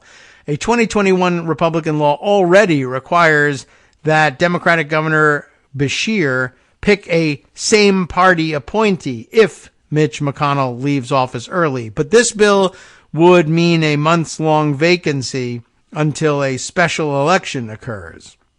So, not only does Beshear find his hands tied in naming a successor to Mitch McConnell should he retire early, but this also would rather leave Kentucky without a second senator for months at a time than even empower Beshear to name a Republican. It's not his choice of Republicans. Forget it. As a matter of fact, the governor has no power whatsoever here. Now, that's interesting because other states, as you know, the law is that when their federal official in the Senate dies, resigns, or whatever in some way, relinquishes his or her seat, the governor gets to name an appointment. But it's weird. Some states, it's okay for him to do that. Other states, it's not. Why? It's almost as if there were a patchwork of laws that we really should be avoiding that get in the way of uniformity for filling federal offices. And I just learned from the Supreme Court that this was not only undesirable, but it's always been undesirable. Even though we've operated for nearly 250 years under the assumption that that is usually the case, that the governor gets to name the replacement and without any encumbrances. And now we have a variation from state to state. Depending on what state you're in, you may or may not have Senate representation based on stupid state laws controlling the access to federal officialdom. I think this is horrific, and we need to settle this issue once and for all. But apparently, they'll forget all about that over at the Supreme Court for some strange reason. Anyway, as we were saying, states do make decisions about ballot eligibility all the time. This is a ballot thing, though, and there's no ballot in naming a successor to the Senate. That is a point of distinction. But at any rate, across all three opinions, all 9 justices bought into the incorrect notion that allowing states to determine ballot eligibility is positively unheard of and somehow encroaches upon the province of the federal government, right? We would have this patchwork. The opinion frets about the patchwork of state elections arising and disrupting uniform ballot access. But states have always set their own eligibility requirements for presidential candidates to appear on the ballot. That's not merely a tradition that evolved over time. It's grounded in Article 1, Section 4 of the Constitution itself, the States and Elections Clause. The state's ability to set their own ballot requirements, including for president, meant that some candidates will indeed be on the ballot in some states and not in others. For example, Robert F. Kennedy Jr. is currently scrambling to get on the ballot in multiple states, having formed his own political party, We the People. Good name. Not. For him to get on the ballot under that banner in California and Delaware would require him to get people to register with that new political party. In North Carolina and Hawaii, the new party is not considered to be formed until a certain number of registered voters have signed up. In Texas, RFK Jr. would need tens of thousands of people to participate in precinct conventions. Kennedy may not succeed in his efforts in all states, meaning he will appear on some state ballots, but not others. There's another reason, that it's rich to see the conservatives on the court suddenly very eager to declare that the federal government, not the states, should have the most authority regarding elections, and that's because under Chief Justice Roberts, those same conservatives have gleefully dismantled the Voting Rights Act by asserting that the federal government can't possibly tell the states what to do when it comes to voting. In 2013's Shelby County versus Holder, Roberts, writing for the conservative majority, dismantled core protections of the Voting Rights Act by throwing out the preclearance requirement. Preclearance required jurisdictions with a history of racial discrimination to submit any proposed changes in voting rules to the Department of Justice for review to ensure the proposed laws did not have a discriminatory effect. I feel like we might have actually read some of this before. If not, we've certainly discussed it. Declaring the preclearance formula unconstitutional, the opinion waxed rhapsodic about how there is a fundamental principle of equal sovereignty of the states and complained about how the Voting Rights Act made states beseech the federal government for permission to implement laws that they would otherwise have the right to enact. So, when states want to enact racist voter suppression laws, it's unfair and unconstitutional for the federal government to set any limitations or conditions on them to stop them. However, when states want to specify requirements about insurrectionists taking office, and what kind of insurrectionists do we usually get in this country? That somehow runs afoul of federal power. It's states' rights for me, but not for thee. Not standing strong against this bit of Calvin ball is perhaps the biggest disappointment of the concurrence from the three liberal justices. Sotomayor, Kagan, and Jackson agree, allegedly, with the conservatives that allowing Colorado to kick Trump off the ballot would create a chaotic state-by-state patchwork at odds with our nation's federalism principles. This ignores the fact that the patchwork already exists when it comes to voting. The three liberal justices, along with Barrett, could have stopped there, simply deciding that states cannot enforce Section 3 that bars insurrectionists from public office. That holding would still allow for other federal enforcement mechanisms, such as a federal criminal trial involving an insurrectionist, or, as Mark Joseph Stern explained at Slate, the use of more general federal statutes that require the government to comply with laws. But such a limited holding wouldn't fully protect Donald Trump from consequences for his past insurrectionist acts or future ones that he might deploy to win or just steal in 2024. So the conservative majority held that the only way an insurrectionist could be barred from office is if Congress passed legislation to enforce the 14th Amendment's insurrection clause. What's more, the court said that Congress should, quote, ascertain what particular individuals are embraced by Section 3's language, forbidding insurrectionists from holding office. Functionally, the majority has provided only one path forward to stop Trump, that Congress must pass a law that more clearly defines what an insurrection is, who an insurrectionist is, and what penalties should apply, and do so in time for the November 2024 election. This new requirement is not just something made up of whole cloth by 5 justices. It is something that will never come to pass. The court knows full well that Congress is broken and isn't capable of enacting any law whatsoever about complicated matters like this, particularly with any speed. Conservative legislators are not going to agree to anything that might limit the future political prospects of Trump or other MAGA types who participated in January 6th, particularly as they believe that the conduct of Trump and others that day was laudable, not criminal, despite the fact that several of them were on the phone pleading to be spared certain death. But whatever. Anyway, since no law exists, there appears to be nothing that Trump could do that would result in him being removed from the 2024 ballot for insurrection. Essentially, although I still say conviction under 2383 ought to be able to do it. That law's already passed, and it says disqualification is part of the penalty. Use that. Not that they'll get to convict him of it beforehand, but, hop to it. Why not? In fact, break all laws in order to break all speed records to convict him of that, and then pardon yourself of having broken those laws if necessary. Anyway, they don't advocate that here. Essentially, according to the court's majority, the insurrectionist clause has just been sitting on the books for 150 years with no enforcement mechanisms attached, waiting for Congress to do something. It's precisely because Congress can't be trusted to do such a thing that the Reconstruction Amendments were passed after the Civil War and were passed as self-executing. Constitutional provisions that are self-executing do not require the passage of federal laws to make them enforceable. For example, the 13th Amendment, which banned slavery, took effect upon passage. The 14th Amendment's guarantee of equal protection didn't require a corresponding law explaining what equal protection was or to whom it applied.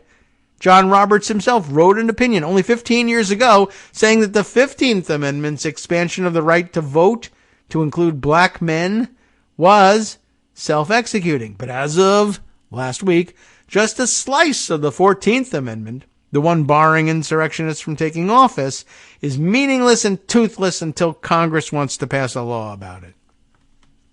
The important thing, this next section is titled, is protecting Trump. In some ways, dissecting why the majority's view is not supported by the law is a fool's errand. The conservatives on the court are operating from a position of delivering results, not of applying the law, as you've heard numerous times on this show. That's what makes opinions like this one so incoherent. Roberts, Thomas, Alito, Gorsuch, and Kavanaugh needed to figure out a way to protect Trump's presence on the ballot, and if that meant ignoring over 100 years of jurisprudence about the 14th Amendment, so be it. As Adam Serwer wrote in The Atlantic, their behavior highlights, quote, the fraud of originalism. These are jurists who are ostensibly committed to discerning the original meaning of what the framers intended when they wrote, debated, and passed the Reconstruction Amendments. To hew to that original meaning here would have required them to acknowledge that the framers intended that people who engage in insurrection don't get to be president.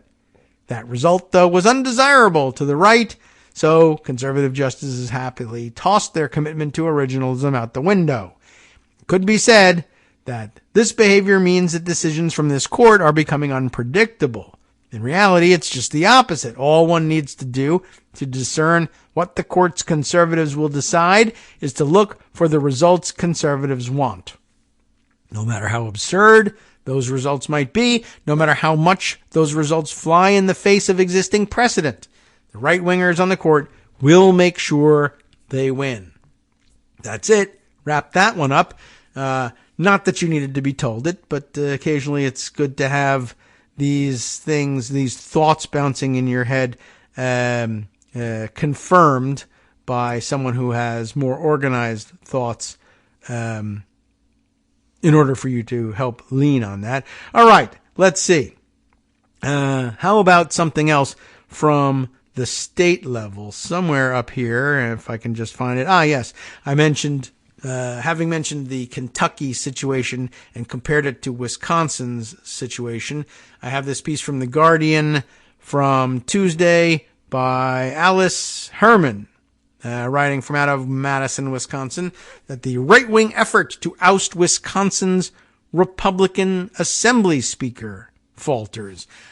This not an effort to circumscribe or to circumscribe, not really, but I don't know, but rather to curtail the governor's power, but rather to try to replicate the, I guess, quote unquote, scare quotes, success that the Freedom Caucus and others had in Congress in ousting Kevin McCarthy, just sort of trying to copycat that. And apparently it didn't work.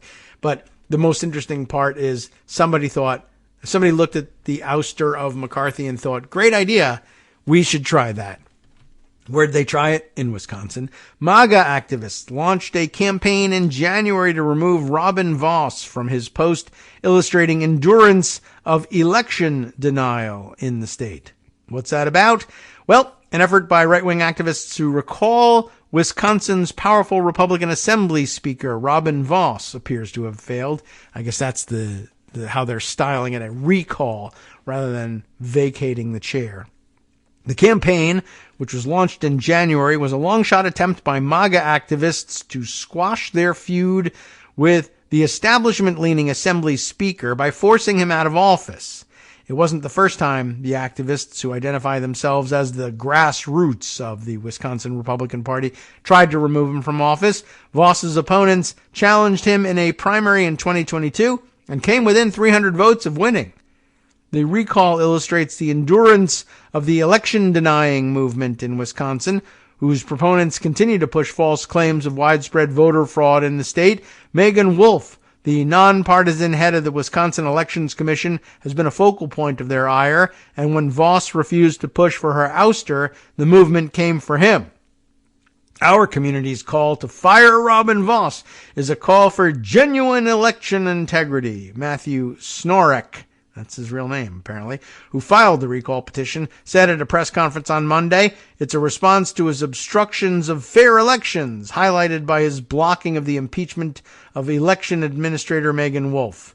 Snorek on Monday said the effort had cleared the bar to trigger a recall election with 1,100 signatures on the petition, but an initial review by the Elections Commission found far fewer valid signatures than Snorek claimed. Wow, how amazing. The recall campaign needed to gather signatures from voters in Voss's district, totaling 25% of the vote cast during the last gubernatorial election. In their first review, commission staff found that in the best case scenario for the recall campaign, the group had fallen short by 945 signatures. But that's just counting signatures collected in the district that Voss was elected to represent. New electoral maps, enacted in February after the Wisconsin Supreme Court found the state's previous legislative maps unconstitutional, shifted Voss into a new district. According to the law, the new maps take effect in November, while the Supreme Court ruling in December mandated that the new maps take effect immediately. During a meeting on Tuesday, the Wisconsin Elections Commission passed a motion asking the Department of Justice to seek clarification from the Wisconsin Supreme Court about which district applies in the Voss recall campaign. Wow, interesting complication there. Regardless of the court's directive, the question about which map should apply will likely be irrelevant. The recall campaign appears to have fallen short in Voss's new District 2, where it garnered only 3,364 signatures, about 12% of the votes cast in the last gubernatorial election there, and less than half the threshold to trigger a recall there. The WEC commissioner, Mark Thompson, said during the Tuesday meeting that some of the signatures had apparently been gathered from people who reside in neither of the districts in question. I'm really worried that there's some confusion being generated at the street level over the validity of signatures, he said. If the recall effort fails, the group pushing for Voss's ouster will launch a second attempt to push him out of his primary this August, it said. In a text message, a representative said, it is the campaign's position that WEC is seemingly protecting Voss by saying thousands of signatures don't count and that there's ambiguity with the maps, and disputed the commission's initial count of signatures, adding that the group has the challenge periods, to look forward to, and we hope to give a voice to the 10,700 plus residents of Racine County who signed the petition. But is that part of the district? Of either district? I don't know. They don't know. They just wish it was. So interesting development there. Not the same as a parliamentary procedure to vacate the chair. It wasn't that they were kicking him out of his job as speaker. It's that they wanted a recall election to remove him from office, period, as a member of the state legislature. I don't know whether that would necessarily remove him as speaker. I don't know whether Wisconsin, like the federal Congress, at least allows for a non-member to be speaker. But in all likelihood, if they were to succeed in that, then the Republican conference there inside the legislature would probably want to pick a different speaker. Just interesting to see what's afoot there and how well they're doing organizing those things. And the answer is not very well at all. And that's kind of par for the course. All right.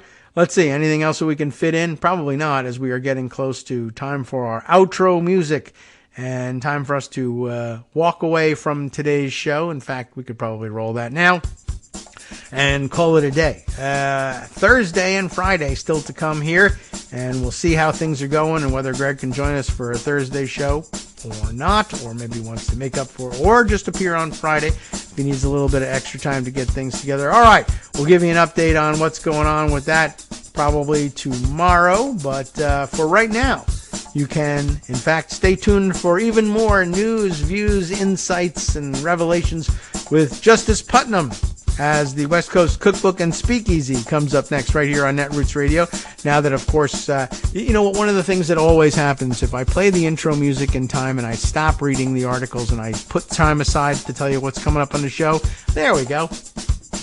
That's the day that Justice has not hit return on the summary of what's coming up. But here it is. You heard me talking about it and starting off in his Bistro Cafe. Amaga Supreme Court has a propensity for cherry-picking false facts. Well, let's hear about that. On the rest of the menu, Jamie Raskin dropped the hammer during Tuesday's hearing with special counsel Robert Hur. Eileen Cannon's public blunder should end her career, but I guess it probably won't. And the RNC has hired election denier and Russian asset Christina Bobb, look who lands on her feet, as senior counsel for election integrity, even though she was the one who signed the statement to the FBI saying there were no more classified documents. She tricked the other guy into signing it. Right, that's right. Okay, well, maybe that's good lawyering after all. In the morning with David Waldman. All right, and there's more, of course, coming internationally as he turns to the chef's table section of the show, where Poland urges funding for the Ukraine resistance against Russian invasion. Thank you very much for joining the team there. They've always been on that side. It's American Republicans who are not. That and more coming up next. We'll see you tomorrow.